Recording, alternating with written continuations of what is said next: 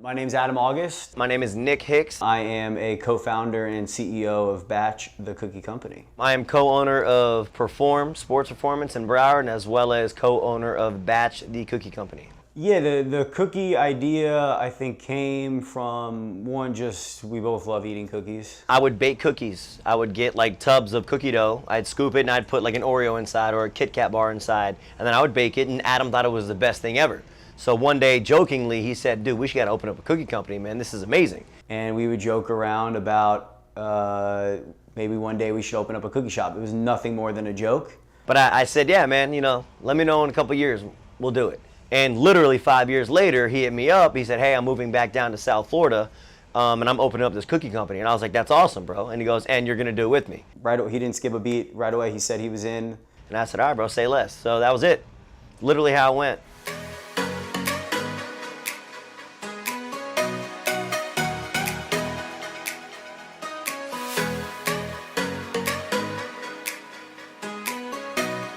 Wow. Yeah. That's cool, right? That's all what, original wood? Wow. From how long?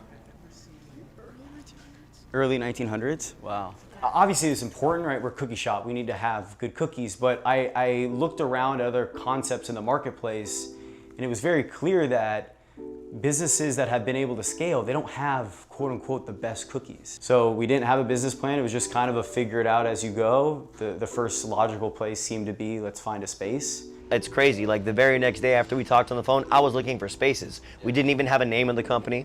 We didn't have a chef. We didn't have a cookie.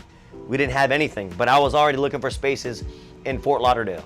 And I would say he flew down that next week. We went to dinner and started brainstorming on what the name should be, what the logo should look like. And then after that, we were like, okay, now we need to find someone to bake cookies. So I believed that the cookie piece would take care of itself. We would figure that out, just like we would figure every part out.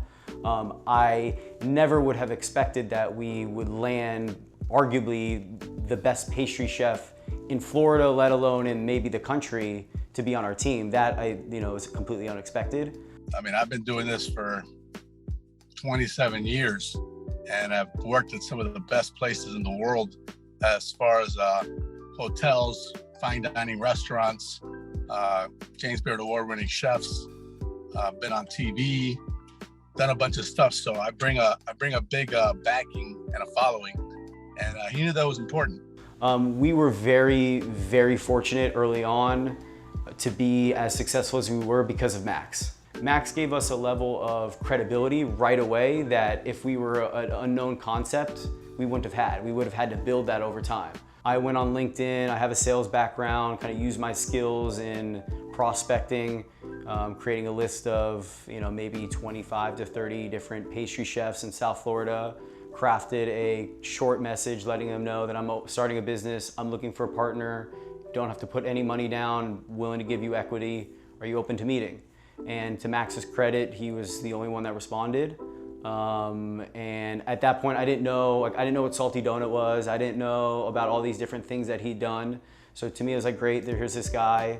And then you start doing a little bit more reading, and you realize he's the real deal. So we went and met with him and sat him down and kind of pitched the idea, and he was all in. And at the end of that 5-hour conversation, he was all in. So then, again, we were looking at more spots, and we ended up signing a lease. I think maybe it was 2 weeks later, we were in a kitchen in Hialeah. A friend of his had a commercial kitchen, and we're testing recipes. Some like cool young businesses. I would love to have some fireworks. Right? Something like this, totally. This is the type of developments I want to be in, right? I took my best classic cookie recipe that gives you like a nice chewy soft thinner cookie, like a classic cookie, and I took the idea of those really big like levain cookies that are really thick and tall, which I'm not crazy about, and I came up with something like right in the middle. So we were like, our cookie is not too thin and it's not too tall, and I just wanted to be something kind of different on its own. A lot of times it blows away like my business partners.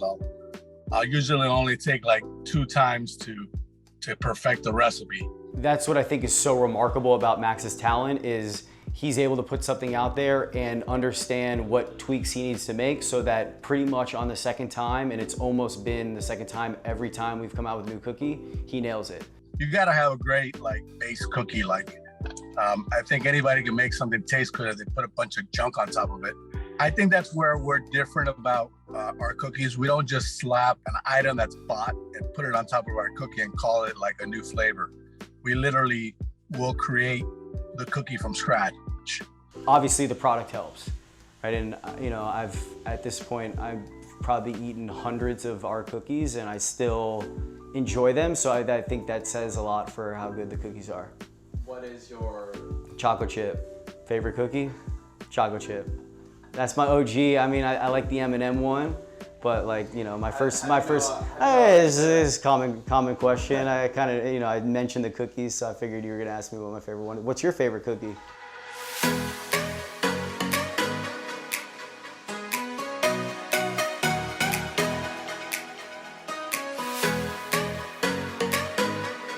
My favorite cookie, and the one that I usually recommend when people come, is always try the classic chocolate chip. I think that when going to any sort of cookie shop, if they can't do the most basic cookie the best, then you probably don't need to start diving down the menu list. If the chocolate chip is really good, I would say that you should have confidence to try other cookies. So chocolate chip's the best one we have. It's the best cookie we do here, and all our cookies are amazing now. So when we first opened up Batch Fort Lauderdale, Adam and I were working in there, and it was long days, long nights, and it's hard if the business owners are in there working. It's hard to really build the company. So building a team was #1 priority, and Adam did an amazing job at that. Adam doing that and being very proactive with that, we were able to scale and build a very, very good team, and then take us out of the equation and start focusing on expanding the company. So Adam will tell you, our motto is go slow to go fast. Go slow to go fast, right? Really understand the business, build the systems, build the infrastructure, get the right people. And it's just turned out amazing. You never know, it's very tough to find good partners, and I got really lucky. Both of them are just amazing. They're just, Adam is such a go-getter. He just blows me away every time with something new. And Nick is just awesome to work with. Just 2 great guys. Max does what we need Max to do. Nick has always been there whenever I needed Nick to do anything, he's been there. Nick's one of my best friends, so to be able to be on this journey with my best friend and share those wins, we haven't, thankfully we haven't had too many losses yet, but just to be able to be on that journey with one of your best friends is special.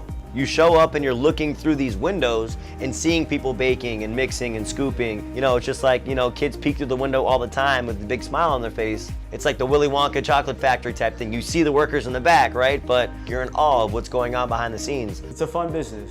That was one thing I'd say that I didn't expect going into this was the joy on people's faces when they come up to the window. It's cool. Like, there's a lot of ways to make money in this world. To do it in a way that makes people happy it's cool. It's really cool. And cookies, who would have thought?